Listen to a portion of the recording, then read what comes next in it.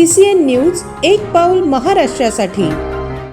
आगामी ईद सणाच्या पार्श्वभूमीवर बुलढाणा जिल्हा प्रशासनाने एक अभिनव पाऊल उचलले आहे। जिल्ह्यात प्रथमच सर्व शांतता समितीची बैठक ऑनलाईन व्हिडिओ कॉन्फरन्सद्वारे पार पडली। पंतप्रधान नरेंद्र मोदी यांनी केलेल्या इंधन बचतीच्या आवाहनाला प्रतिसाद देत जिल्हा प्रशासनाने हा उपक्रम राबवला आहे। मंगळवारी पार पडलेल्या या बैठकीत संपूर्ण जिल्हा एकाच वेळी ऑनलाईन जोडला गेला होता। यावेळी जिल्हाधिकारी, पोलीस अधीक्षक, अपर पोलीस अधीक्षक यांच्यासह सर्व उपविभागीय पोलीस अधिकारी, पोलीस स्टेशनचे ठाणेदार, तहसीलदार, नगर परिषदांचे मुख्याधिकारी तसेच शांतता समितीचे पदाधिकारी मोठ्या संख्येने सहभागी झाले होते।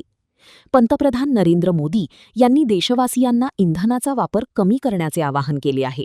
या आवाहनाची दखल घेत जिल्ह्यातील विविध भागांतून पदाधिकाऱ्यांना मुख्यालयात येण्यासाठी लागणारा वेळ आणि इंधनाची बचत व्हावी या उद्देशाने प्रशासनाने बैठक प्रत्यक्ष न घेता ऑनलाईन घेण्याचा निर्णय घेतला।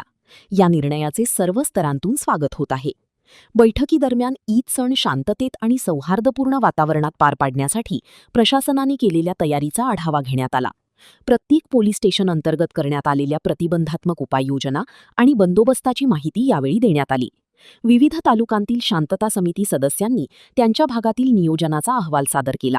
तसेच सणासुदीच्या काळात मूलभूत सुविधा आणि कायदा सुव्यवस्था कायम राखण्यासाठी सर्व यंत्रणांना सतर्क राहण्याच्या सूचना देण्यात आल्या। राज्य शासनाच्या निर्देशानुसार BC द्वारे आज माननीय कलेक्टर महोदय आणि SP महोदय यांच्या अध्यक्षतेखाली आणि उपस्थित सर्व जिल्ह्यातील सर्व प्रशासनाचे अधिकारी तसेच शांतता कमिटीचे सर्व सदस्य यांच्यासोबत व्हर्च्युअल मीटिंग आज बकरीद संबंधाने झालेली आहे।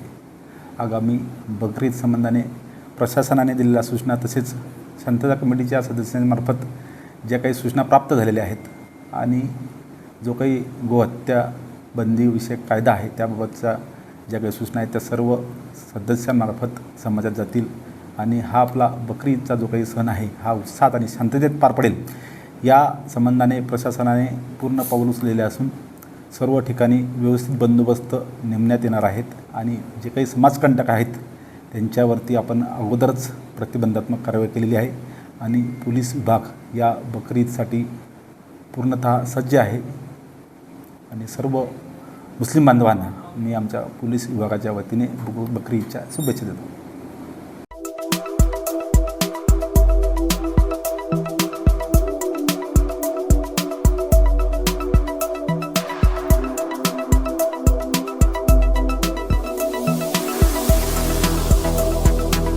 तसेच आपल्या भागातील महत्त्वाच्या बातम्या पाहण्यासाठी CCN न्यूज डेस्क चॅनलला सबस्क्राइब करा आणि बेल आयकॉन प्रेस करा।